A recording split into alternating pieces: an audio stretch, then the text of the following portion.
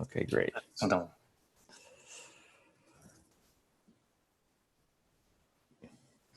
So it looks good. Are we ready? You good, Omri? Yeah. Yes. Okay, great. So welcome everyone to the condensed matter seminar at the CMSA. Today, we're very happy to have Omri Golan from the Weizmann Institute to tell us about his work on intrinsic sign problems in topological matter. So thanks, take it away. Thanks, Ryan. Okay, right. So first of all, I hope everyone are doing well. And I hope to tell you a story which I view as fun about the connection between the complexity and the physics of topological quantum matter or topological quantum field theory. And I also hope to convince you that this is a relatively recent question and there's really a lot in my eyes to be understood in this regard. So this is work with Adam Smith at TU Munich and Zohar Ringel at the Hebrew University. And yeah, work is based on these archive uploads. Okay, so okay, let's start. So this is my outline. Here time is measured in slides and not in seconds. So first I'll give you an introduction into quantum Monte Carlo and the sign problem. I'll tell you about intrinsic sign problems. So I'll give you an overview of everything known to date, at least as far as I know. And then we'll go in more detail. We'll talk about intrinsic sign problems in chiral topological phases of matter. And I'll try to give as precise results as I can and also sketch the derivations. And time permitting, we'll go beyond chiral matter and try to do the same. And then I'll give you a summary and some outlook. Okay. So let's start with an introduction into quantum Monte Carlo and the sign problem. So in Monte Carlo, in classical Monte Carlo algorithms, the goal is to approximate this thermal expectation value of the observable O, written as a sum over phase space configurations phi, weighted by the Boltzmann probability distribution, which I denote by P. And so even though phase space will scale for an n-body system, it will scale exponentially with n. The goal of the method is to approximate this exponential sum by some polynomial sum, where the number of points in the sum is n, scales polynomially with the system size, where the points phi I are sampled randomly based on the probability distribution P, which is again the Boltzmann probability distribution. And the claim to fame of the method, it works when m is polynomial in n, but even though the phase space is exponential, right? And this generically works. There are examples where it doesn't, but classically it works generically. And so in quantum Monte Carlo, the goal is to first, you have a quantum system of interest. You want to compute the quantum analog of this, a thermal expectation value. And so you first try to map your quantum system in D space dimensions to a classical system, quote unquote, in D+1 space dimensions. And then you try to apply the classical Monte Carlo algorithm, right? So you take your quantum partition function Z, you try to somehow bring it to the form of a classical sum over weights phi. You interpret what the thing you're summing over as the Boltzmann weights in this new classical system, and then you try to apply Monte Carlo. And if this works, it's amazing, because then you get a classical polynomial time simulation of a quantum system that has an exponentially large Hilbert space. And here, this added dimension, as we all know, is you can think of it as imaginary time. For example, if you take this partition function in time slice, and so this would be a periodic imaginary time direction. And so beta is the number of points in this time slicing. And when this mapping from quantum to classical works, you get a classical polynomial algorithm in beta times n, which can be thought of as the space-time volume. And the generic reason why it doesn't work is that this mapping between a quantum system to a classical system doesn't work. What you generically get when you try to do this mapping, written here is this equality, you get complex valued Boltzmann weights, right? So so in this level, it seems as a very kind of simple problem, but once you get these complex valued Boltzmann weights, you don't have a probabilistic interpretation, and you just cannot apply to these weights a classical Monte Carlo algorithm. So this is the sign problem. And so what can you do if you are faced with a sign problem? The first thing that you can do is you can take the absolute value of the weights that you got. And this will generically allow you to, now you don't have a sign problem with these new weights. And you can generically apply a classical Monte Carlo algorithm and get a polynomial approximation. But of course, it's the wrong system, right? These are not the weights in the system that you want. And mapping back to the system that you care about, which has weights without the absolute value, will generically cost you an exponential effort, which is just another facet of the sign problem. So this is the computational aspect of the sign problem. Good. So another thing that you can try to do is you can try to cure the sign problem. So you just you try to do a different quantum to classical mapping. Maybe you change the basis in which you time slice.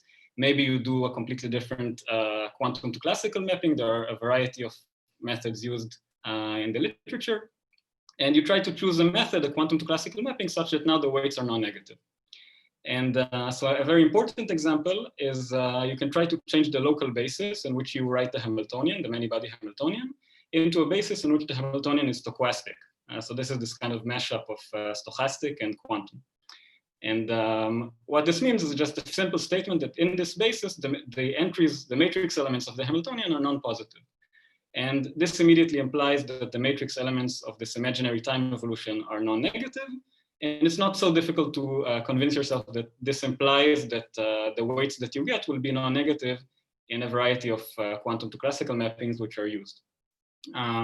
So this is an important example. And now complexity theory tells us that the sign problem is hard. So from a number of perspectives, trying to cure the sign problem is expected to be a general polynomial time curing algorithm is not believed to exist. Okay, so some of these results assert that you will not always be able to find a stochastic basis. Some of these results assert that even when you can find the basis, the time it will take you to do so algorithmically will be exponential. So the sign problem is a hard computational problem, classically. Good. So now let's talk about the sign problem in physics. So far, it was only about complexity. How hard is it to simulate a given Hamiltonian? So in many-body physics, we don't really care about specific Hamiltonians. We mostly care about phases of matter and transitions between them. So if you give me one sign problem-free representative Hamiltonian inside of a big phase of matter, usually I will be happy. If you find a line that crosses a phase transition, it's amazing, right? And this is precisely the reason why quantum Monte Carlo is alive, because many, many interesting and sign-free representative Hamiltonians are constantly being discovered. And this is just a list of examples going back in time and until recent work. So even though generically you cannot solve the sign problem, the ingenuity of practitioners makes this field alive. Whenever a sign problem-free Hamiltonian is discovered, if it's interesting, it can lead to tremendous work and tremendous progress. So I mostly want to, in this talk, I'll be really interested in fermions. So I want to emphasize that recent years have seen a really nice progress in sign problem-free quantum Monte Carlo algorithms for fermions. Usually these are done by what's called determinantal quantum Monte Carlo, which I'll describe in more detail later on.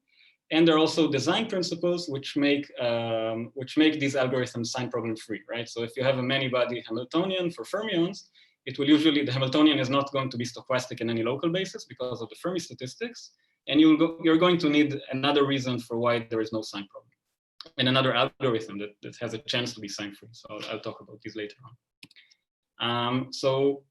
Okay, so even though this tremendous progress that I'm trying to list here, still there are very interesting, long-standing open problems in many body physics and specifically in many fermion physics. They continue to defy solutions. So high temperature superconductivity and the associated Hubbard model in the relevant regime of parameters, dense nuclear matter, and the associated lattice quantum chromodynamics in the associated regime of parameters, and the fractional quantum Hall effect at filling 5/2, and its associated Coulomb Hamiltonian.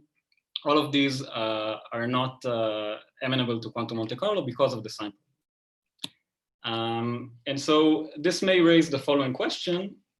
You can ask, why these very interesting problems, despite so much interest, so much hard work, why have the sign problem not been solved in any of these interesting examples? So it raises this question of intrinsic sign problems, which is, are there phases of matter which do not admit a sign problem-free representative? Or put differently, are there physical properties that cannot be exhibited by sign-free models, right? So maybe high temperature superconductivity is just a phase of matter which is really unclassical. It's very quantum in this sense, that its properties cannot be reproduced by a sign-free classical model. Okay, so now that, so any questions about this story so far? So this is the main thing I want to talk about. So if there are any questions so far, please go ahead. Okay, so let's move forward. So let me now give you an overview of everything we know about intrinsic sign problems. Excuse me, Omri. Yeah, excuse me. I have a question. So when you try to say this is a sign-free problem, whether locality is important. Say if you say you consider non-local system, then there always a sign-free solution. But if you assume locality, then you have different answer. That's a very good comment. So locality is going to be a very strong theme in this talk, and definitely any many-body Hamiltonian can in principle be diagonalized, and then its partition function is trivially written as the sum over the eigenenergies, which are positive. But obviously, diagonalizing an exponentially large matrix is hard, and so what we want to do is to apply local algorithms, which can be have a chance of being polynomial. So definitely locality is very important, and which sense of locality you need is also a question, but it's a very good comment. Excuse me. Mm-hmm. Oh, you can hear me now. So do you mostly focus on two-dimensional space model? So the general question of intrinsic sign problems is general. You can ask, it's interesting in any space dimension, any phase of matter, any problem which is, long-standing. You can ask yourself, is it long-standing because there is an intrinsic sign problem? But the results that I'll show you here are all in 2+1 dimensional topological phases of matter. Thank you. But this doesn't mean that there is a lot more going on.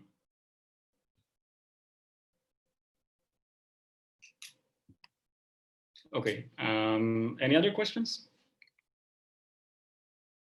Okay, so now before I'll start going into specific results, I just want to give you the essence of basically everything I have to say. And I hope this will motivate people who are experts in topological phases to come up with new examples which have intrinsic sign problems. So the first statement I want to make is that topological phases of matter, which are characterized by geometric twists, quote unquote, are going to be natural candidates for intrinsic sign problems. So why is that? So first of all, why topological phases? Why do I want to think about topological phases in the context of intrinsic sign problems? So the rough answer is that topological phases can be characterized by twisted partition functions, by which I mean you take the usual partition function, e to the minus beta h traced, and you would do some operator insertion t. So obviously, if you don't insert an operator, this object is going to be non-negative. But if you insert a unitary operator, there is no restriction on the complex phase of this object z twiddle. And it turns out that many topological phases can be classified or characterized by the appropriate operator insertion, which produces a complex phase, which is independent of the volume of the system. This is all in the zero temperature limit. And it's topological in the sense that if I deform the Hamiltonian, so I'm talking about gap phases. So if I deform the Hamiltonian without closing the energy gap and maybe without breaking some prescribed symmetry group, this phase S topo doesn't change. So in this sense, it's a topological invariant of this Hamiltonian, or of this phase of matter in which this Hamiltonian, to which this Hamiltonian belongs. I'm calling this twisted partition function because you can think about this object as defining a new space-time where now space closes on itself in the time direction through this operator t, okay, instead of the usual periodic boundary conditions. So you see that there is a complex phase here. A complex phase in this partition function sounds like it might be related to a sign problem. So the next question is why geometric twists, and what do I mean? So when I say geometric twists, I mean that this unitary operator T is some permutation of the lattice sites. So maybe it applies a reflection, maybe it applies a rotation, maybe some translation. We'll see particular examples. And the reason I care about these specific twists, instead of, for example, a U1, a unitary that implements U1 transformation, is because these geometric twists can, generally speaking, be implemented without introducing signs. So if you give me a partition function, which you have been able to write as a quantum partition function, which you've been able to write as a sum of non-negative weights, I can usually infer from this that this twisted partition function is also going to have non-negative weights. And this in particular implies that this twisted partition function is positive. And you see that there is some tension between this partition function z twiddle going to be positive and the fact that its complex phase is some topological invariant, which may be non-zero.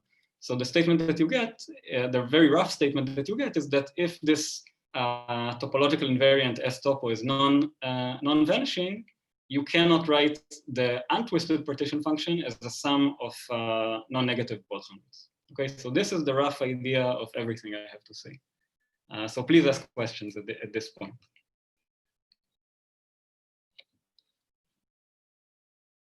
Okay, so if there are no questions, what I'm going to do now is I'm going to go into specific examples that in which this kind of rough sketch has been implemented and it works. Okay, so first of all, previous work. This idea of intrinsic sign problems was raised by Hastings 4 years ago, and Hastings was able to conjecture that the double Semion phase, which is a bosonic topologically ordered phase, cannot admit stochastic Hamiltonians, and he was able to prove this rigorously under the assumption that the Hamiltonian is also made up of is a sum of commuting projectors. Okay, so this is almost an intrinsic sign problem because there is this additional assumption. And here, Ringel and Kovritson was able to show that for bosonic chiral topological phases, there are no stochastic Hamiltonians under the additional assumption of translation symmetry. So these are the existing results. And what I'll tell you about today is, first of all, a generalization of this result to most bosonic abelian non-chiral topological phases, including the double Semion. And I'll give you more details in the following. And then I'll obtain a variant of this result too, and which I'll be able to generalize to fermions. And as I told you before, when we talk about sign problems, we really care about fermions because many of the open problems are fermionic, right? Okay, so in this, so this variant of this statement too is the following. So I'm going to argue that an intrinsic sign problem exists in any chiral topological phase of matter, either bosonic or fermionic, in which this condition is met. So if the, so this here C is the chiral central charge of this phase of matter. I'll explain what this is in more detail later on. This set is the set of topological spins of anyons in this phase of matter. And if the exponential of 2 pi I C over 24 does not happen to be the topological spin of an anyon, I'm claiming that an intrinsic sign problem exists. Okay, and so this is a criteria for intrinsic sign problems. Before we sketch a derivation, let's look at examples. So what does this mean? How generic is this? Which phases does it exclude? Which does not? Okay, and the last thing that we do in these two works is we conjecture a unification and generalization of both of these statements. So there is a stronger statement that generalizes everything we have to say in, so this statement that I just gave you and the statement that I'll say in the following. Okay, so let's look at this criterion for chiral topological phases of matter. Excuse me. Again, yeah. Yes, Omri, I have a question. I think maybe 2 slides earlier, I just want to make sure the claim. It looks like this. This one? Yes, the description you have. Are you trying to do so-called symmetry twist? Is that what you're trying to do? Maybe let's say. Yes, yes. you have some global symmetry in the model, and then you try to introduce some twist defects. Is that what you're trying to do? So it doesn't have to be a symmetry. It doesn't. No. So for example, it can be if you're on the, for example, if you're on the torus, maybe it's a dent twist. So the dent twist is not going to be a, usually it won't be a symmetry of this Hamiltonian, but still this object is interesting. Let me just make the claim of this slide is there will be intrinsic set problem for what kind of topological phases? For example, so it will be, yeah, so for example, chiral topological phases would be an example. So chiral topological phases, I'll use what's called momentum polarization, where if you take the phase of matter on a cylinder and you insert the unitary operator T that translates half of the cylinder, but the other half it doesn't translate, then you get some topological invariant. So this is what I'll use in the following. So those are. So this has. Yeah, sorry, go ahead. So in 2020, you meant those phases with non-trivial, non-zero central charge. Yeah. But for other dimensions, what will be the criteria? Yeah, so everything I have to say, everything concrete that I have to say is going to be in 2+1 dimensions, and I'll show you the concrete results. This is just a very rough sketch to the idea, to the motivation of why these results, why chase these results. I think this rough idea can be applied much more generally than what we've done so far, and definitely experts in topological phases, I'm sure would be able to come up with more examples where this rough idea can be applied. But I'll give you concrete statements to results that we have. Maybe there's a related question here is that for the Z2 gauge theory, we know the Z2 gauge theory can be simulated with no sign problem. Okay, so you mean the Torre code, right? Like the right. Okay, good. So this is an interesting example. So you have the Torre code, which is like Z2 gauge theory, and then you have the double Semion model, which can be thought of as twisted Z2 gauge theory. Yeah. And this is one of the interesting examples. So Torre code has no sign problem. You just stare at the Hamiltonian. There are no signs. It's stochastic. But the double Semion, you just look at the Hamiltonian, and it has signs. And you can naturally ask yourself, can I remove these signs by some local unitary transformation? And it turns out that you can't. But for the Z2 gauge theory, this topological invariance, this Z tilt, can be non-trivial. And so my question is that if Z tilt is non-trivial, topological invariance is non-trivial, it still does not mean it has a sign problem. So, exactly. So the question is that in general, do you have some insight, say, what kind of topological invariance, which means a sign problem, and other kind of topological invariance does not mean sign problem? Yeah, okay, thank you. So this is really the kind of heart of this slide. So thank you for asking. So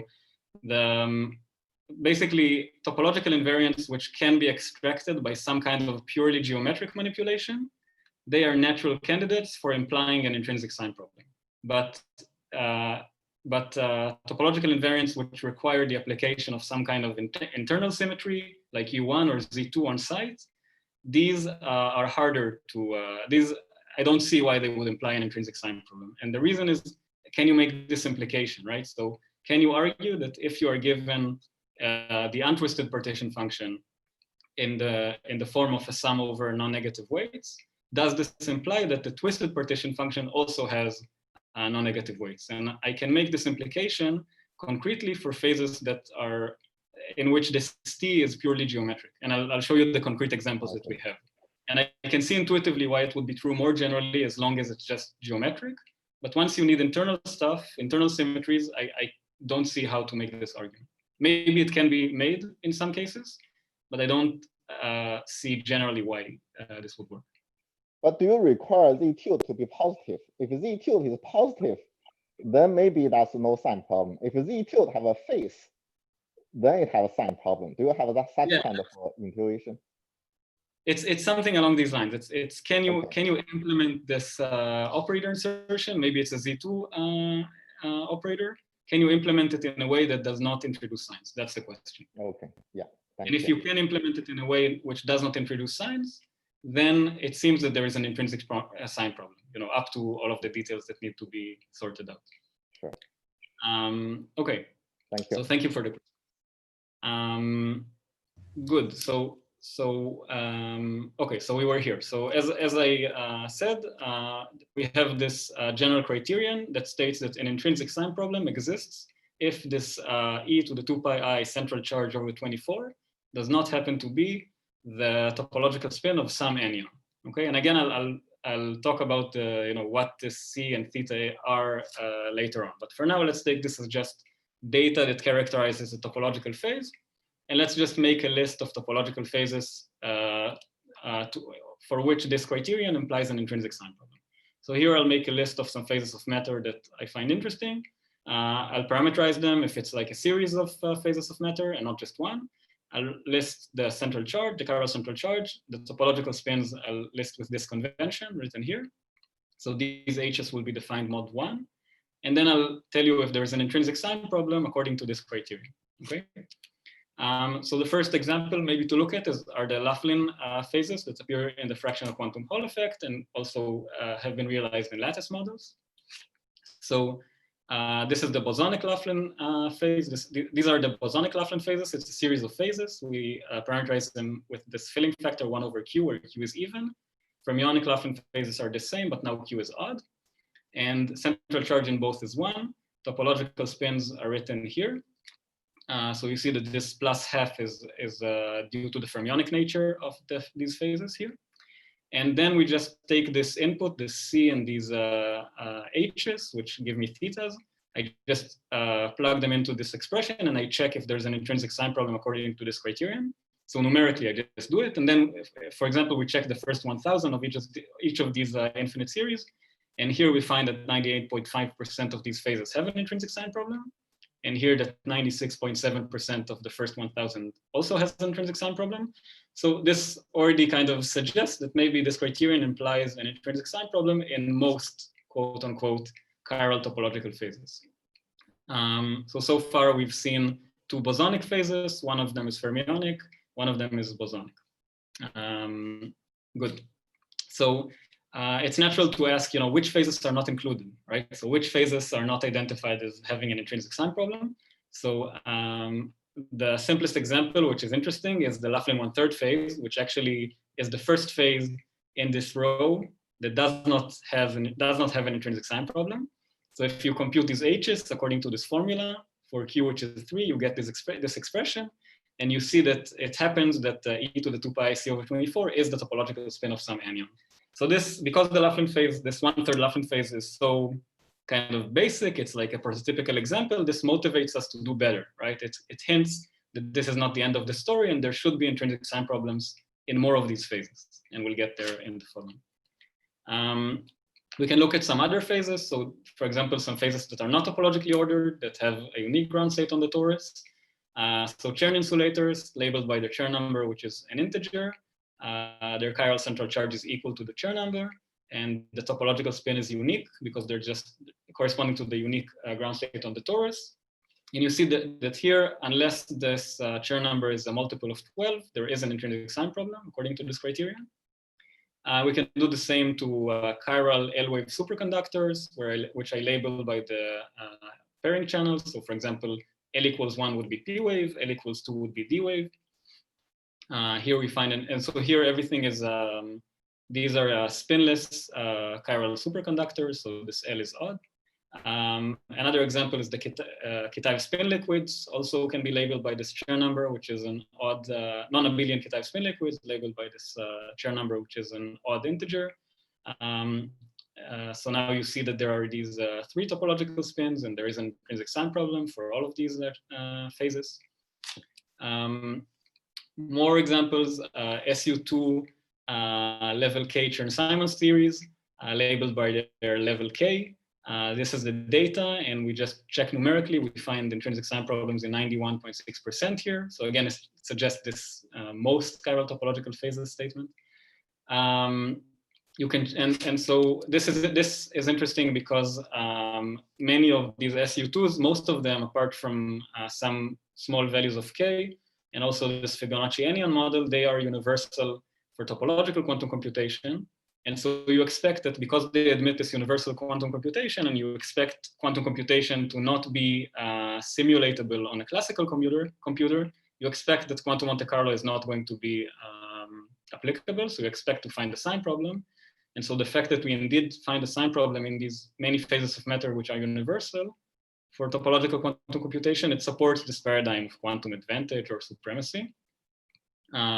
This statement can be made more precise than I'm stating it. And I also want to mention that there are the three Pfaffian states for the filling 5 half fractional quantum Hall effect. Also, all of them have an intrinsic sign problem. If you look at them, it's filling 5 halves or it's filling 1 half. So this is another fact. Okay. Any questions about? I'm confused about this chain insulator. The chain insulator should not have any fractionalized excitation. So why the topological spin can be 1/8? Yeah, so okay, so the way I get this criterion is I put the phase of matter on the cylinder, and I assume, because I want to talk about sign-free formulations, I assume that there are no non-trivial boundary conditions. So assume that it's a Chern, for example, in this example, it's a Chern insulator on the cylinder with periodic boundaries in the closed direction. And in this case, the topological spin that you identify, I'm going to use this momentum polarization method, which I'll describe in detail. Once you use it, you identify this non-trivial topological spin. It's basically, it's related to this fact, if you map the cylinder to the plane, for fermions, periodic boundary conditions map to anti-periodic boundary conditions, and so you identify the spin of the vortex. This is like the analog of the vortex in the superconductor. But they are not intrinsic excitation of a chain insulator. They are extrinsic excitation. Yeah, definitely you can think of them in this form. And certainly on the plane, you really have to do some manipulation to extract this topological spin. But because I'm going to work on the cylinder, it just appears, right? I don't do any manipulation. I just put the system on a cylinder, and I can do this without introducing signs. And so this is the spin that comes up, that appears. So this is why this is the spin. Yeah, the reason I ask this question is that this is theta A you have. I think theta A is only for the intrinsic excitation, the topological spin of intrinsic excitation. One should not think about the symmetry tooth defect. Right. So it's a question of like, it's a question of, do you think about this spin as the spin of a defect or not? So definitely, and I understand what you're saying, but for me, the concrete question in this context is, I have a procedure which I can implement without introducing signs, and I care about the topological spin that this procedure extracts. So in this case, in every fermionic phase, actually, the topological spin of the vacuum, this 0, is not going to show up, and instead I'm going to see, the spins that you get on the plane if you put a vortex. But I'm working on the cylinder, so I don't put any vortex, and I still find this non-trivial spin. So, okay. I see. Yeah. Omri, can I think about this as the contribution of say the gravitational Chern-Simons term? So that's a good question. So I'll tell you about this momentum polarization method. I'll tell you where it comes from. I don't fully understand it in the sense that I don't understand its bulk boundary correspondence. So I don't understand. So I'll talk about it as the manifestation of some edge physics. I definitely expect it to be related to some bulk term. It's natural to expect that this bulk term is going to be the gravitational Chern-Simons term. I don't know how to make this statement precise, but if anyone knows, I would be really happy to hear how to do that.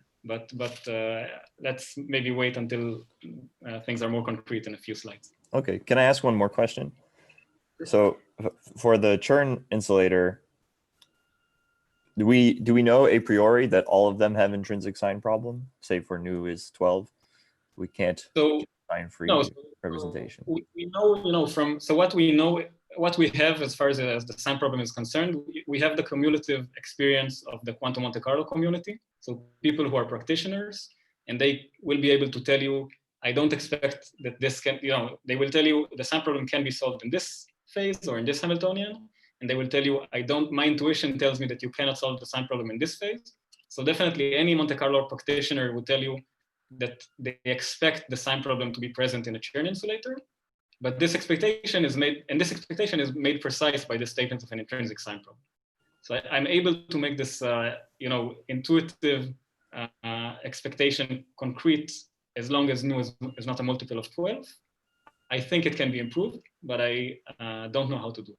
Maybe I can ask a slightly different question, but related, which is that, are there any interesting exceptions to your theorem on this table, like models where we do have a sign-free representation that fit into one of these families and narrowly evade your criterion? Okay, so not in this table, as far as I'm aware, but the next slide is about the double Semion phase as an example, and then there is an interesting example. Okay, so anything else on this slide?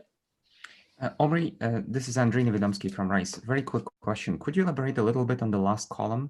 So when you say that numerically the sign problem doesn't appear to be existed certain number of cases, you spend the introduction to explain that depending on how exactly you implement Monte Carlo, you may evade sign problem in some cases, but sometimes maybe you're not so lucky. So what is the statement? That to the best of your knowledge, nobody can do it in 98.5% of the cases? Or like, okay, so so far what I'm making is really a rough statement, right? The statement of intrinsic sign problem, you need to say what you mean, like which Monte Carlo algorithms are you excluding? So, exactly. So I'm going to make this statement more precise, and this statement is going to split into two statements: one for fermionic phases, one for bosonic Hamiltonians, one for fermionic Hamiltonians. And so for bosonic Hamiltonians, whenever this criterion applies, what I'm saying is that there is no local stochastic basis. And for fermionic phases, I'm going to, the statement implies that whenever this criterion holds, you cannot find the determinantal Monte Carlo algorithm, which is sign-free due to some local design principle. And I'll make this precise. There are many words that need to be explained. At least the stochastic case should be clear, but the fermionic part, there are many details to add. Thanks. Thank you for the question. So this is still at the rough level. It's not, I haven't stated results yet, concretely. Okay, so excuse me. Before yeah. Yes, I'm confused by something really basic. Isn't usually the sign problem occur in interacting fermionic systems? But yes, are you writing maybe sign problem for fermion system different from sign problem for quantum Monte Carlo? Is that why they are bosonic sign problems? Just clarify. So I think what you're making is that, which is true, is that if you take a fermionic Hamiltonian and you try to find a local basis in which it is stochastic, so you try to solve the sign problem as you would do in a bosonic system, then it's not going to work, right? Because whenever in any local basis, the fermion is going to remain a fermion, and the braiding statistics of fermion is going to tell you that you cannot find positive weights. So this is a kind of known statement. And because of this, what people do is whenever you have a fermionic model, you don't try to use word line methods, or you don't try to do the kind of naive time slicing algorithms. What you do is you do these determinantal Monte Carlo algorithms. And these algorithms, even for fermions, have a chance of being sign-free. And many examples are known. So there are many, many fermionic Hamiltonians, which using determinantal Monte Carlo algorithms are sign-free. Many interesting examples. So it's like a different game. For bosons, you try to look for stochastic Hamiltonians, or a basis in which a given Hamiltonian is stochastic. And then you apply what's called word line algorithms, which are basically obtained by just time slicing or expanding the exponential e to the minus beta h. And for fermions, you do something else, which I'll describe. So I hope this answers the question. Okay. And the bosonian and fermionic here, just make sure we are on the same page. We mean the UV completion of the models in the local short range interaction Hamiltonian. The UV completion require bosons or fermions, right? Exactly, yes. So I'm thinking about lattice models. So many body Hamiltonians defined on the spatial lattice, and these will be strictly local, and they are either local in terms of bosonic operators or in terms of fermionic operators. in the fermionic and bosonic case. Okay. So now let me just, before we go into details about the statements for chiral phases that we talked about so far, I want to just give you a taste of what we have to say for non-chiral phases. So here for non-chiral phases, at least in the bosonic and abelian case, we have this following statement. So an intrinsic sign problem exists if the eigenvalues of the topological T matrix, which are it's just given in this case by the set of topological spins, if this set is not a disjoint union of complete sets of roots of unity. So this last part of the statement, what it means is that the spectrum, this set of topological spins, decomposes as a sum of these sets R and K, and this is like a disjoint union. And these sets are just a full set. So for example, this Rn is like the full set of nth roots of unity. Okay, so I hope the statement is clear. I'll show you examples in a second. So let's just see examples to make this concrete.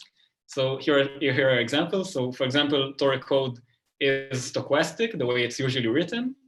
And accordingly, if you look at the topological spins, what you find is that they're given by these 1, 1, 1, and -1, so 3 bosons and 1 fermion. And this can be written as R1, disjoint union with R1, disjoint union with R2. So R2 is just 1 -1, so the second order roots of unity. So because this phase of matter, so because this phase of matter does not obey this criterion, it does not have an intrinsic sign problem, and it turns out that it actually does not have a sign problem at all. So it's just stochastic. Okay, so everything checks so far. Now let's look at the related phase, so the double Semion that I've already mentioned. So this is, if you just look at the Hamiltonian, you see that it has signs the way it's usually written. And it turns out that this criterion identifies this phase of matter as having an intrinsic sign problem. So you cannot eliminate these signs that you see by any local unitary transformation of the Hamiltonian. So how does this work? You look at the spectrum of the T matrix, the topological spins. They're given by these numbers. So you have 2 bosons, 1 and 1, and 2 Semions with spin I and -I. And this cannot be written as a disjoint union of roots of unity as written here. And so therefore there is an intrinsic sign problem in this phase of matter. And so these are the 2 Z2 gauge theories. This is like the usual Z2 gauge theory. This is like twisted Z2 gauge theory. There is a similar list of phases for if you look at ZN gauge theories or ZN stringnet models, and there you find the same answer. So always the usual ZN gauge theory that is obviously stochastic is the only one which does not have an intrinsic sign problem, according to this criterion. So for this case of abelian ZN stringnets, you get a full classification. You either know the Hamiltonian, the phase of matter has a stochastic representative, or you know that there is an intrinsic sign problem. A question? Okay. Yeah. If I just stack toric code with double Semion, does that solve your problem? Since now I have complete sets of roots of unity. Can you repeat the question? If I just stack the toric code with the double Semion, now I would have a -1. Would that solve your problem? Would it mean it's not a sign problem? Yeah, so I don't think so, but let's see. Like, does this work? So you need the -1. So you would stack 1 I minus I and -1 together. So this would give you like the 4th roots of unity. So yeah, it looks like it works. So I think so. Yeah. But obviously, it won't help you solve the sign problem. Right. It won't help you solve the sign problem in a double Semion, right? But this is actually a nice. Thank you. This is a nice statement. So you kind of trivialize the sign problem by stacking in this case. It's a nice. It's a nice. Does your statement go both ways, or? Say again? Does your statement go both ways, or you're saying it's an if here right now? So it's just so it means that if this criterion is obeyed, so the set of topological spins is not a disjoint union of sets of roots of unity, then there is an intrinsic sign problem. Maybe there are more intrinsic sign problems that are not identified by this criterion. Okay. So this would be an example, right? Because here you've solved your criterion by adding in a -1, but there's no way you solve the sign problem here because you just have 2 decoupled systems. Exactly. Yeah. Thanks, Ryan. Exactly. Yeah. So exactly. So this is actually an interesting example. Okay, we'd have to think about this in more detail. So we worked out like what happens for Zn times Zn times Zn, and this is included, this example. It's a good question. Okay, but definitely in the chiral case, so I'll just I'll tell you now about like phases which are not identified by the criterion that I showed previously. So so there is we have a conjecture for all phases described by TQFT at low energy, which unifies the two results that I showed you so far. So far I showed you two things that look decoupled, right? I showed you a result for chiral phases that is some statement about the central charge when exponentiated not being a topological spin, and I showed you a statement about the full set of topological spins together not being roots of unity. And so these are unified by this statement, by this conjecture that an intrinsic sign problem exists if now the spectrum of the T matrix, which now for chiral phases will also include this exponential of the central charge, the chiral central charge. Now if that's not a disjoint union of sets of unity, roots of unity, then you have an intrinsic sign problem. So this obviously includes this statement, right? Because if you just look at non-chiral phases, you set the C to 0, you go back here. But it does generalize it to bosonic, to non-abelian phases. And it also implies the criterion I showed you for chiral phases that applied to both bosons and fermions, because you see that if this set is of this form, a union of roots of unity, obviously 1 is included. And this implies this criterion that we looked at in the last slide, the previous slide, okay? And so this strengthens the criterion that we have for chiral phases. And now you can check numerically this stronger criterion. And all of the percentages that I quoted in this table in the previous slide are now, they go up to 100.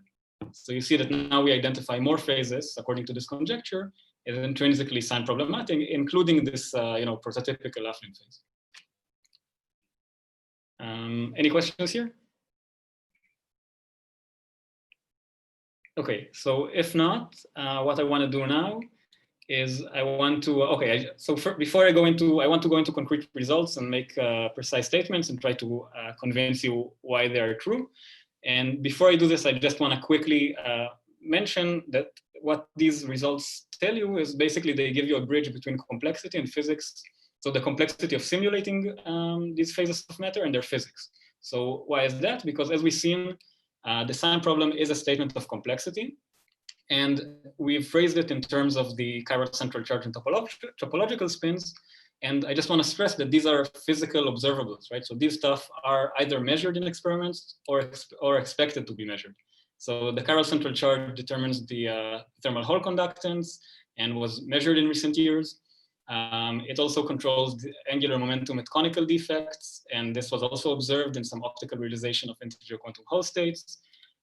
It is expected to contribute to the bulk Hall viscosity at either finite wave vector or curved background, and this awaits measurement. Topological spins are also observable. They determine the exchange statistics of anyons, and this was very recently measured in a couple of experiments. So these are physical observables. They tell you about the physics of the system, and now you can infer from them about the complexity of the system. And so what's important for this talk is that we'll see that C and theta together enter the momentum density on the boundary of these phases. Okay, so with this statement, let's now go into details. So now I want to show you results and sketch the derivations for this statement for chiral phases. So an intrinsic sign problem exists if this exponentiated chiral central charge is not a topological spin. So the physics of chiral topological matter that I'm going to need is summarized in this slide. So generally speaking, when I say chiral topological phase of matter, I mean that it's described at low energy by a chiral topological field theory in bulk. So again, I'm in 2+1 dimensions, and the chiral conformal theory on the boundary. So for example, this is the phase on the cylinder, and you have these two counter-propagating conformal field theories with opposite chiralities on the boundaries. If this phase of matter, for example, in a Chern insulator, you have a free fermion representation. You can plot the band structure on the cylinder. It looks like this. So then you see these bulk bands below which you have this TQFT description, and these edge states, these chiral conformal field theories appear in these chiral dispersion branches here. So what is the physical meaning of these arrows? So it actually describes the direction of propagation of energy on the boundary. So there is this universal finite temperature correction to the energy current on the boundary, fixed by the chiral central charge. As I mentioned earlier, this is now measured. And analogously to this, there is a contribution to the boundary momentum density at finite system size. So if L is the circumference of this cylinder, there is a correction to the infinite system momentum density that goes like this. And it's labeled by so it goes like L to the -2. And here you have some invariant, which I denote by H naught minus C over 24. So C is again the central charge. H naught,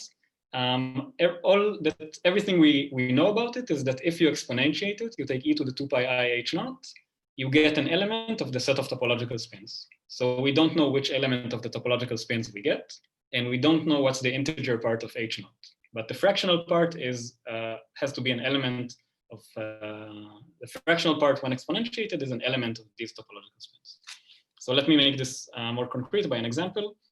Okay, so first of all, so this kind of CFT statement can be extracted concretely from lattice models using what's called momentum polarization. So here we go back to these twisted partition functions that I vaguely mentioned in the beginning. So this is the first concrete example. So now we insert an operator here, which translates half of the cylinder by one unit cell or more, and doesn't do anything to the other half of the cylinder. And the statement about this twisted partition function is that its argument, its complex phase, has some extensive piece that scales as the circumference, and this prefactor is non-universal. And then there is the subleading finite size correction, which is universal in the sense stated here above, right? So it's fixed by this full set of topological spins and the chiral central charge. And so a concrete example, this is like numerics for a Chern insulator on the cylinder, just to show you, how does this look? So you compute numerically this Z twiddle. Here nx is just the number of sites, so which is equal to L. So I'm setting the lattice spacing to 1. And so you plot this complex phase, which is written here, L times this complex phase against L squared, and you expect to find some, right? So here it would be L squared, here this would go away because you multiply by L. You expect to find some linear function, and you see that it jumps every once in a while. Which shows you concretely that the integer part of this H naught is not a universal thing. So this changes, even for a fixed Hamiltonian, it changes as a function of system size, okay? And it can definitely change also as a function of the Hamiltonian. So concretely what happens here is that the spectrum, the band structure of the Chern insulator looks like this, only the chemical potential is not at zero energy. So it's not at this, it's not at, sorry, what's important is that it's not at zero momentum. So the chemical potential goes slightly above or below. The Fermi momentum goes slightly above or below 0. And then what happens is that you get this effect, right? So as you change the system size, single particle states flow below the Fermi energy. And whenever this happens, the momentum density just jumps by 2 pi over L, okay? Which is the momentum density of this is the momentum of a single fermion state. Okay. Any questions about this? Omri, could you say again what is the definition of the T sub R operator? What exactly does it do? Yeah, so you have a lattice system on the cylinder, and this T sub R takes the right half of the cylinder and translates it by one unit cell, as shown here. And this left half of the cylinder doesn't do anything. So it just acts as the identity. So it's a really discontinuous operation. You can think of it as creating some defect in the middle. But it turns out that this is not important. The fact that it creates this defect only implies that the complex phase has some global contribution, which is non-universal, but it does not change this universal contribution, which is subleading. I see. Okay, and so this is an example of, again, a Chern insulator now with anti-periodic boundary conditions, which is kind of meant to convince you that you can see not only one topological spin, but two of them. So I just want to convince you of the statement that if you take this H0 and you eliminate the integer part by exponentiating, you still don't know which topological spin it is. It can be any of them, but let's not go into detail. So let's just move on. Okay, so now we're getting to the bottom line. So I want to show you a concrete result. So it's stated here. The statement is that if a local bosonic Hamiltonian is both locally stochastic and is in a chiral topological phase of matter, then e to the 2 pi I c over 24 must be the topological spin of some anion. Okay, so this is the statement that I want to derive. And this implies an intrinsic sign problem if you take the contrapositive, right? So if e to the 2 pi c over 24 is not a topological spin, then this phase of matter does not admit a local bosonic Hamiltonian, which is locally stochastic, okay? And so local bosonic Hamiltonian is the sum of terms, each of them acting on a fixed and finite number of sites. And locally stochastic means that this Hamiltonian, if I conjugate it by a local unitary transformation, which I'll define, makes each of these terms individually stochastic, okay? So I'm just reminding you of the statement of momentum polarization, which is the physics input that I'm going to use. And now two facts that we'll need. So the first fact is that if H prime, which is obtained from H by conjugation with some unitary is stochastic, then this operator has positive entries, right? So why is this so? So as I said before, if a Hamiltonian is stochastic, its imaginary time evolution has positive entries. This is a simple statement. And this TR, what is it? It's just a permutation of lattice sites, right? So its entries are just zeros and ones. And so you multiply two matrices that have positive entries, the result has positive entries, right? And so in particular, if I take the trace of this, the result will be non-negative. It will actually be positive, okay? So this is the first statement, which is simple. The second statement is that if U is a local unitary in the sense that it's a local finite depth circuit, or you can think of it, maybe it's easier to think about it as a finite time evolution with a local Hamiltonian, then this H prime is in the same phase of matter as H, and therefore they have the same chiral central charge and the same set of topological spins, okay? So this statement, why is it true? So if you define phases of matter, you know, for gapped phases of matter as a smooth deformation that don't close the gap, you see from this equation, if you think about U as a finite time evolution, you can just time evolve from 0 to 1, and you go smoothly from H to H prime, and the gap is fixed. It doesn't change along this deformation, and therefore H and H prime are in the same phase. Any questions about this?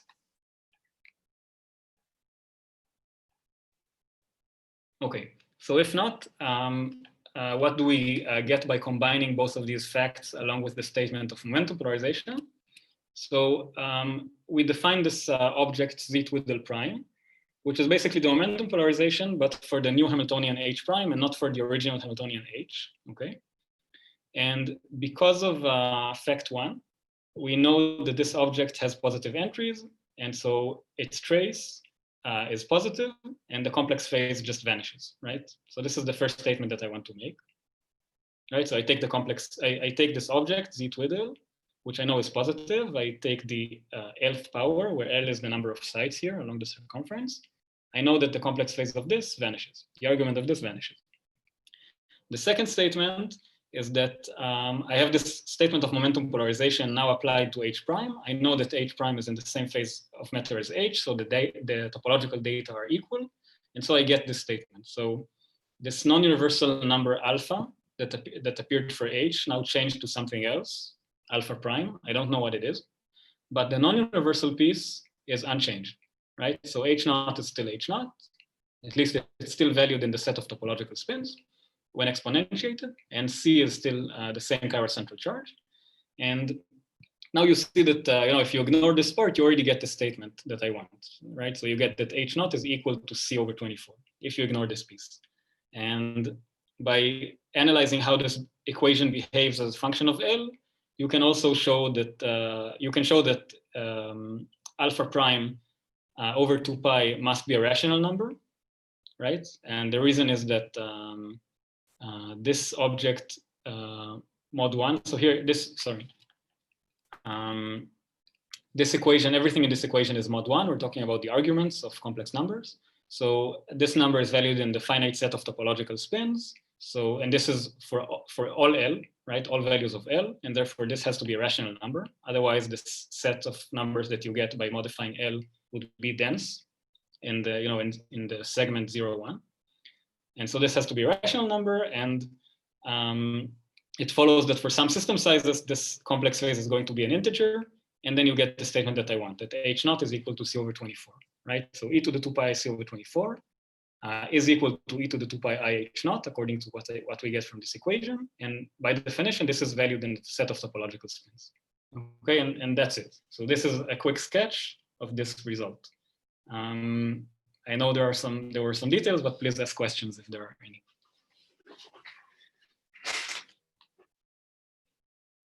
And maybe I'll turn the light here because it's getting dark.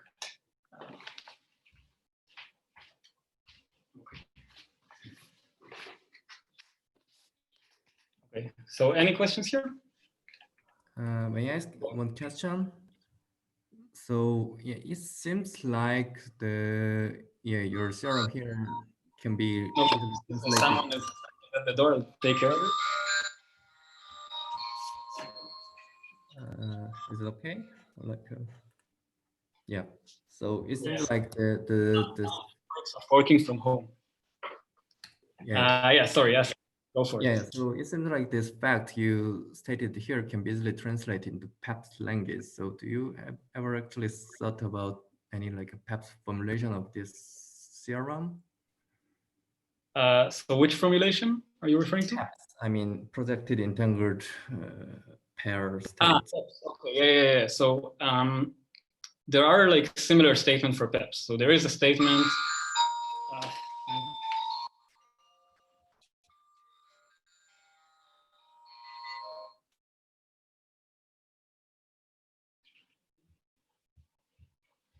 Yeah, sorry. So yeah, and I also just want to say that I see that we're like an hour in. So as far as I'm concerned, like after this, we can more or less finish depending on what people want. But so just for the questions. So well, don't worry. Yeah. We've had many questions during the talk, and we do have the slot for another 30 minutes if you want to take as much of it as you like. So, yeah, I'll go ahead as far as people are interested in. So, okay, regarding PEPs, so projected entangled pair states.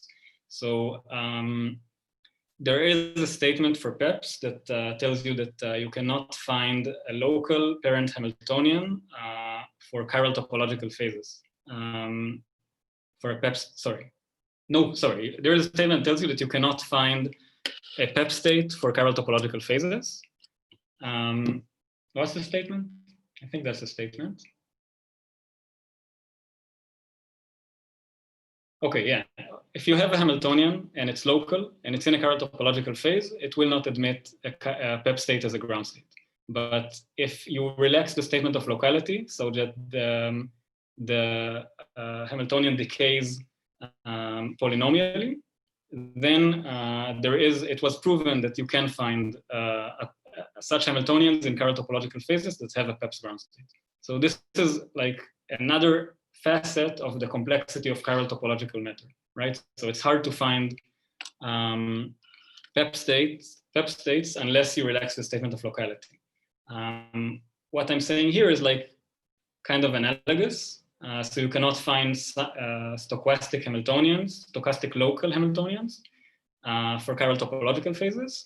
Maybe if you relax your definition of locality such that it's, as I said before, like polynomially decaying, maybe now you can solve the sign problem. And this is one of the kind of open questions that I find interesting. Yeah, okay, thank you. Yeah, but what I'm thinking about is that actually if the Hamiltonian is stochastic, the ground state should be positive. So it actually limits class of ground states and the class of PEP state, of course. So yeah, what I think is that there should be an interesting relation between the stochastic and PEPs also. Okay, nice. Yes, I would be happy to think about this. I haven't thought in this direction, this concrete direction. Anyway, thank you very much. Any other questions at this point?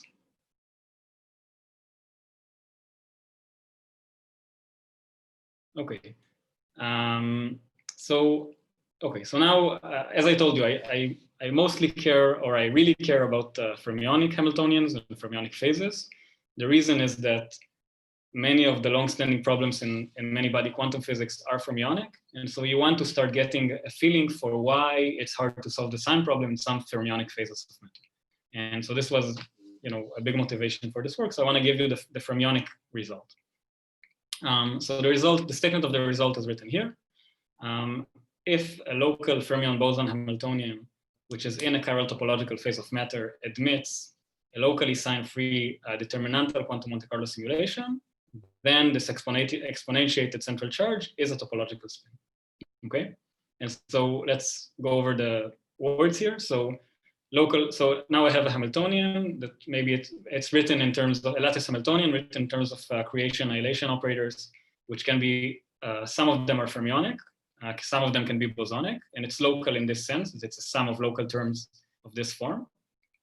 I'm assuming that it's in a chiral topological phase of matter.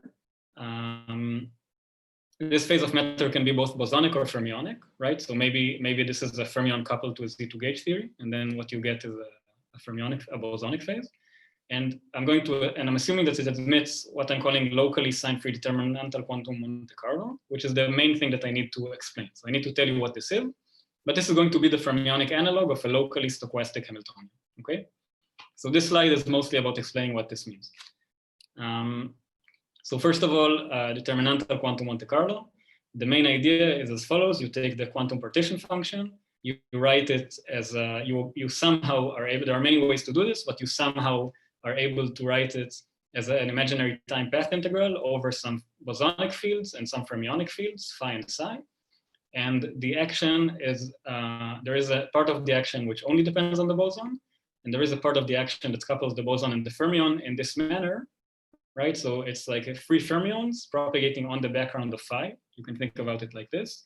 The prototypical example would be like a Yukawa coupling, psi bar psi times phi. And what you do is you integrate out the fermions. So you get the determinant of this operator here, this phi-dependent operator. And if you take another step, so now I'm going to assume the Hamiltonian form. So it's a time derivative plus a single particle Hamiltonian that depends on phi. Then you can take an extra step.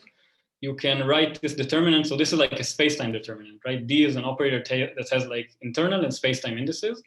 Now you can write it as a determinant of an operator that only has spatial and internal indices, no time anymore. Time is now, so this is the identity plus the imaginary time evolution written here. So time-ordered, imaginary time-ordered exponential of this effectively free Hamiltonian for fermions. And so this is done practically because it makes computations much faster, right? So now time is kind of incorporated into this matrix, and time slicing is much more efficient in this language than in this language. And for this reason, also algorithms are phrased in this language, and sign-free formulations are done in this language. So this is why I'm doing this. And now this entire object written here defines the boson weights, the effective boson weights on which you will try to do QMC. And the sign problem appears if these happen to be complex value, right? So, sorry. So what do I want to say? So what's the origin? So now I'm just going to keep what I care about. So this is what I call quantum Monte Carlo. You take the quantum partition function, you manage to obtain this formulation. And what's the origin of the sign problem? So if H does not depend on time, right? So imagine phi is time independent, imaginary time independent, n is Hermitian, then this object is obviously U phi is Hermitian, and this determinant is obviously going to be positive, right? Because all of the eigenvalues are of this operator. This is a non-negative operator. All of the eigenvalues are going to be positive. So the origin of the sign problem is exactly the fact that phi is time dependent, and that also that the Hamiltonian may not be Hermitian, right? So even though I'm assuming the many-body Hamiltonian you started with is Hermitian, you may obtain a representation in which this effective single fermion operator is not. And there are many examples, right? So like, for example, repulsive interactions between fermions, when decoupled by a Hubbard-Satanovich transformation, lead to a non-Hermitian Hamiltonian. Okay, so I'm excluding this possibility of time-independent phi, so if phi is tau-independent, I just refer to it as like classically interacting fermions because they are coupled to this time-independent boson. And then I refer to it as like an exactly solvable model. So I don't even try to, the sum problem is never there. You can always apply QMC or Monte Carlo actually, and I am not considering it. So how would we make these weights positive? How would we guarantee that they are positive? What would be the analog of making the Hamiltonian stochastic? So a loose statement is the following. So what you need is a design principle. Sometimes people call this design principle in the literature. And the idea is that you have some kind of algebraic. So first of all, we need the easy part is this part, right? So you need the bosonic action to be real valued, and then its exponential is positive, and you're good. Now, this determinant, that's the hard part, because it's pretty hard giving conditions on a matrix U phi that guarantee that the determinant of this object is positive. But nevertheless, people have found a number of interesting examples. And so generally speaking, what I am talking about is some kind of algebraic condition on the matrix U phi that guarantees that the determinant is non-negative. And this has to be obeyed manifestly for all phi, so I don't need to check computationally because I can't do that fast. And it also has to be on-site, it has to be homogeneous, and it has to be multiplicative, right? So if I take two of these U phis that obeys the design principle, the product also obeys it, okay? So this is a rough definition, which is precise, in the papers, and it unifies and it generalizes everything, all of the design principles that we are aware of, okay? And so the simplest example is time reversal symmetry. So imagine that you have a single particle time reversal operator, acts trivially on space, acts identically on all of the sites by some anti-unitary t, little t, and it squares to minus the identity. If the imaginary time evolution commutes with this operator, then the determinant will be non-negative. Okay, so this is a well-known statement. And this is the simplest example. Recent years have produced more examples, which are kind of less physically transparent. And so what is locally sign-free DQMC, which is the thing that appears in this formula, in this statement of the result. So if for the Hamiltonian H, there exists a local unitary U, such that H prime defined here admits a DQMC representation, which obeys a design principle as defined here, then I'm saying that it's locally sign-free. Okay, so this would be my analog of like a locally stochastic Hamiltonian. So remember that there, we asked for H prime to be locally stochastic. Now we ask for H prime to have this DQMC representation, which obeys the design principle. So I know this is somewhat abstract. Please ask if there are any questions. Omri, could you remind us how the matrix U phi is defined? How did you go from Stratonovich to defining it? I think it was on the previous slide. Yeah, so if we go here, so again, the starting point is this coupled imaginary time path integral of a fermion and a boson, which has this particular form in which the fermions are free apart from their coupling to phi. You integrate them out, and then this. I'm assuming that this operator has this Hamiltonian form, d tau plus h. But this is some effective single particle Hamiltonian. It in principle has almost nothing to do with the original many-body Hamiltonian. It does reduce to, if you set phi to 0, you go back to the single particle part of the many-body Hamiltonian. That's the only relation. So I think, yeah, so I'm from I recognize and I understand the first two lines. It's the last one that looks unfamiliar. I'm sorry, I'm not an expert in Monte Carlo. Yeah, okay, so I can give you intuition for this. So it goes back. I was also unfamiliar with this until I came across this identity in the context of Monte Carlo, the intuition is that if you just look at a time independent Hamiltonian H, you can just diagonalize this time evolution, and then you get just the product of 1 plus e to the minus e, where e are the energies. And so this is, the usual expression for the partition function of non-interacting fermions, right? It's like the product of 1 plus e to the minus energies. So this is like a generalization of this for interacting fermions. I see. This is like the only kind of motivation for this. Apart from this, there is like a proof that shows that it's correct. But Thanks. Okay. Okay. Anything else on this slide? So right. So I think the only thing that's left in order to get this result that's still floating here at the bottom of the slide is now to show that we can actually apply this z-twiddle to apply momentum polarization without introducing signs. I think I will just quickly sketch what's going on. So basically, insertion of t at the many-body level eventually maps to insertion of t at the single particle level. Sorry, I'm using the same symbol here. And this TR is, again, this operator that translates the fermions by 1 unit cell on half of the cylinder, but not on the other half. Manipulation of the boson corresponds to changing its boundary conditions, like really changing them in the, so changing the boundary conditions. So if you draw what this operator does to space-time, so this is like imaginary time, this is space x, y, this is the cylinder.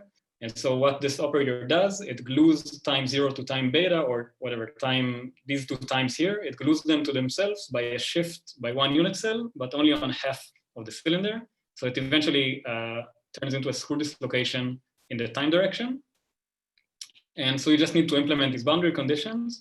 And this is kind of done in a simple way. So you take a term in this action S phi that crosses this line where you have the defect, and you just kind of tell this term to, act on different sites than it acted before. So I hope this is somewhat clear. In any case, you can implement momentum polarization in the DQMC language without introducing signs, and this is the last part of the statement of this derivation that I need, right? So this gives you eventually this result that I stated, which is nothing but the fermionic analog of the result I showed you before. So same statement, but now instead of a bosonic Hamiltonian, you have a fermionic Hamiltonian. Instead of locally stochastic, you have locally sign-free DQMC simulations. Okay, let me know if there are any questions here.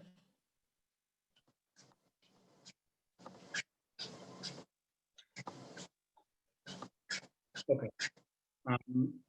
So now I just want to briefly mention some generalizations. So first generalization is that chirality is the statement of the breaking of reflection symmetry and time reversal symmetry down to their product, as written here. And this can happen either spontaneously or explicitly, right, at the level of the Hamiltonian or at the level of the ground state. And so far I assumed explicit chirality. But the same, you can get an analogous results to the results that I've shown you so far if you just assume spontaneous chirality. So the Hamiltonian is now completely time reversal invariant, it's reflection invariant, but the ground state breaks these symmetries as written here. And I won't go through the derivation, but the idea is that the bottom line is that you can get the analogous results. So now this either bosonic or fermionic Hamiltonian, if it is locally stochastic or it is admits a locally sign-free DQMC simulation and is in a spontaneously chiral topological phase, by which I mean two ground states appear and you can write them as plus and minus and they have opposite chiral central charges, then you still can obtain this result, okay? So no more details here are needed, I think. And now you can, and okay, the reason why I care about this statement, maybe this is the important part, is that what this shows you is the statement of the intrinsic sign problem is not some microscopic statement which is about whether or not you have time reversal symmetry at the level of the Hamiltonian. It's really a level of the observable physics, right? So if you do a measurement and you measure, like the heat current that comes from the chiral central charge, you don't know if this chiral central charge appeared explicitly or spontaneously. You just measure the heat current. So what this result shows you is that the intrinsic sign problem is really connected to the physics. It doesn't matter if if you have the symmetry or not at the level of the Hamiltonian. What matters is the ground state. Okay, and going really beyond chiral matter, here what I have is like a sketch of this general conjecture that we have, which I mentioned in the beginning. So I'll try to sketch it because I think it's fun, and then I'll finish. So, okay, so the result, the concrete result that we have is derived by other means, but you can get a really quick and nice derivation by starting with this conjecture from the literature. So this is what's called universal wave function overlap. The statement is that you take this Tm, so T here stands for the den twist, and the microscopic den twist really just implements this mapping from the torus to itself, and it's a permutation of lattice sites. So it has nothing to do with the Hamiltonian, right? It's just acting on the Hilbert space in the most simple way possible, taking the sites to shuffling around the sites as indicated here. And these I and J are, on the torus, the ground state will be degenerate. I take two ground states, I and J, and I compute this matrix element. The statement is that apart from an extensive piece, which is non-universal, you have a subleading piece, which is universal and is given by this topological T matrix in this basis. Okay, so again, the topological T matrix is related to the data I talked about so far by this relation. So its eigenvalues are given by the orbital spins and chiral central charge. So this is a conjecture from the literature. It's verified in a bunch of examples numerically and analytically. And so, one thing that I can do is I can take the trace and I can obtain some kind of twisted partition function where now I glue, time 0 to time beta through the den twist. And so this looks much like what I did so far. I have this twisted partition function. There is an extensive non-universal piece. There is a subleading universal piece, which is just a trace of the topological T matrix. If you just repeat the arguments I shown you previously, you immediately get the statement that you get that if the Hamiltonian is stochastic, then the trace of the topological T matrix is non-negative. So this is easy to get. Unfortunately, this is not enough. So this is not a good enough statement. For example, this does not identify the double Semion model as intrinsically sign problematic. Okay. So you want to do better, and you can actually do better you can actually resolve the ground state. So you can choose a basis for the ground state which has positive entries in someone's which has positive entries. So all of you span the ground state by positive vectors, and due to this is coming from the Frobenius-Perron theorem, and this tells you that the entries of the T matrix in some basis are non-negative. This implies, because the T matrix is also unitary, this implies that it is a permutation matrix of this form for some permutation sigma. And this implies, this statement that this matrix, because it's a permutation matrix, its eigenvalues are exactly of this form, okay? So this is where this, disjoint union of roots of unity comes from. It's the general expression for the eigenvalues of permutation matrix. And so you get this conjecture, which is if a local bosonic Hamiltonian is both locally stochastic and is in a topological phase, then the spectrum of the T matrix is given by this disjoint union of roots of unity. And as I mentioned, here, this result is obtained by other means, so not relying on this universal wave function overlap, but this is a very kind of nice way that fits in with it's quick, it's easy, and it fits in with what I told you so far. Any questions here?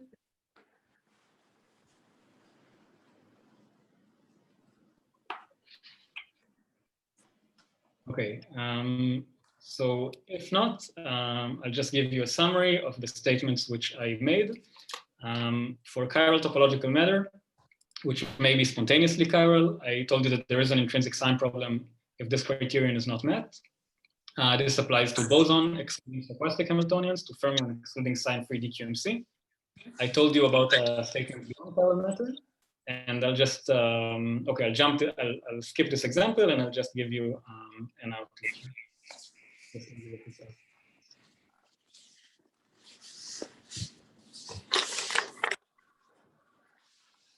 So this is actually something that we discussed. Someone asked about projector entangled about PEP states, and so this is a question that I'm also asking myself, or at least a similar question. You can also, there is also another statement of complexity for chiral phases, that is that they do not admit commuting projector Hamiltonians, and so but still there is a result that tells you that if you build your commuting projectors not from bosonic operators, but from anionic operators from some underlying phase, then you can construct commuting projector Hamiltonians for chiral phases. And because these anyons are, inherently non-local in terms of bosons, this is kind of the general theme, is that if you relax your assumptions of locality, you can reduce the complexity. So here I'm asking if this can be done in the context of the sign problem. Okay, and I'll stop talking here. So thank you very much, Omri, for a very nice talk.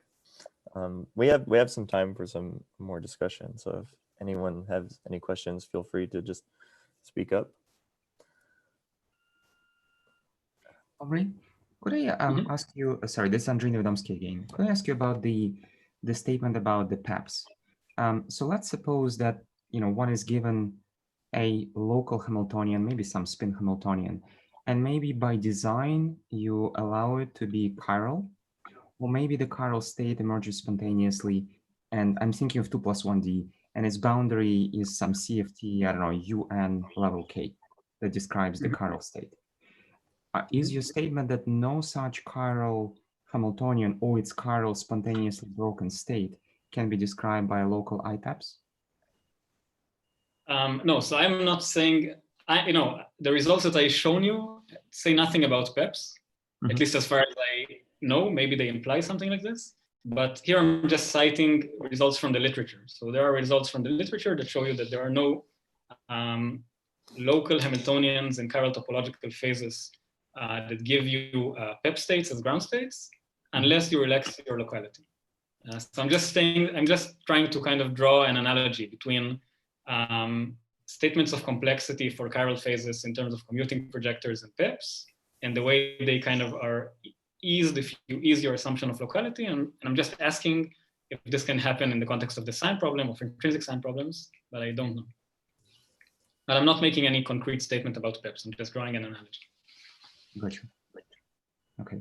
And when you talk about relaxing locality, are you talking about allowing the Hamiltonian to be rewritten itself in terms of non-local operators, or in the language of PEPs, allowing the long-range entanglement in the states themselves? So, so for commuting projectors, what is known is that if you write projectors in terms of anyons, then you can describe chiral phases. So this is one thing that you can try to do in the context of the sign problem. For PEPs, the statement is that you just relax the locality, so correlations will not be exponentially decaying, they will be polynomially decaying, because the matrix elements of the Hamiltonian behave this way. So this is another thing this is maybe the more natural thing to do. So make this assumption and see if you can solve the sign problem.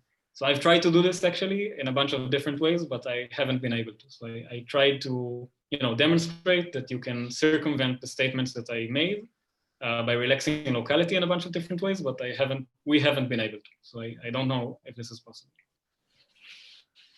Very cool, thanks. Yeah, I also wanted to ask about this question of relaxing locality. Earlier in your talk, you said that if the Hamiltonian has power law decay, that the ground state may be expressible as a PEPs, that it becomes simpler. I wonder if you have some intuition for how this can be. I would have guessed that if you made the Hamiltonian non-local, you would have a more complicated and more entangled ground state. It wouldn't make things easier for you. Yeah, so my only intuition is that you know, when you define phases of matter, you define them as like, you know, kind of equivalence classes of local Hamiltonians. And if you completely break locality, you can go between phases of matter easily. So if you just weakly relax the locality, maybe you can kind of go between phases of matter, or, you know, jump over at least computational barriers between phases. But I don't have anything more concrete than that. It's like maybe it kind of lowers the barrier between different phases, and, you know, in some kind of loose sense. So that you can sort of connect it. You have sort of like a non-local disentangler or something. I'm not sure. Yeah, what to maybe say, but something along these lines. So I'm not yes, I'm not citing here results. Maybe I should have. Yeah, I'm not really familiar with the details here. Like, I know the statement.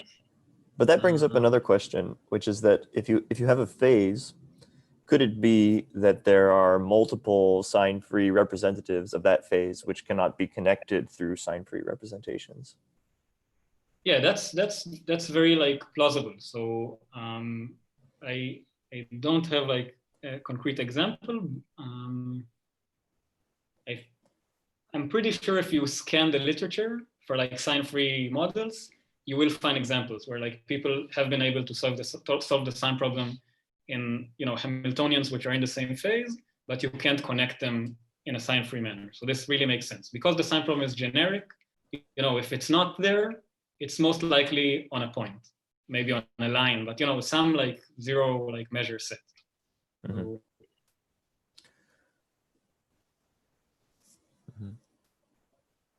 usually it's like, you know, you can solve the sign problem in some parameterized family of Hamiltonian, but the set of parameters is very limited. Yes.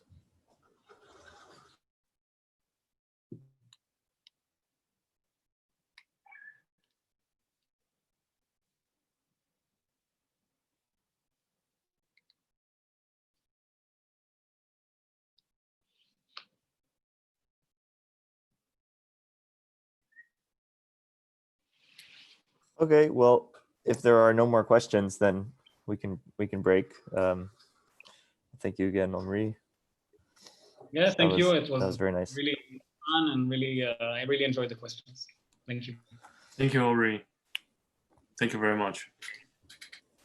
Bye-bye. Ciao. Laila Tov. Yeah, I have a long night ahead of me. We have a newborn here. Yeah. Was that sound earlier? That was like the Adam alarm or something. No, actually, so it's like the door. If you ring the door, it makes the sound. I want to unplug it for a long time, but I haven't so far. Yeah, someone was at the door. I have no idea who it is, and it didn't. Maybe some delivery guy. You know, we get everything by deliveries now. So. Yes. I don't know. I have no idea. Hmm. I'll check. Maybe something nice is waiting outside the door. So I suppose you haven't been going into the Weizmann. No. I've been working from home for a really long time, and I was there. I think like maybe 4 times, like in the last 6 months overall. Because, you know, I still get the texts about hummus.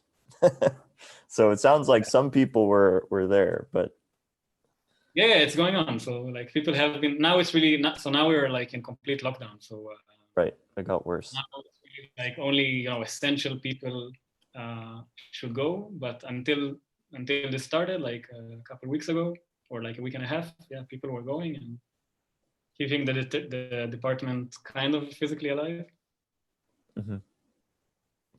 Yeah. Yeah, I do miss going into the department. You know, I haven't been into Harvard since like April or even March.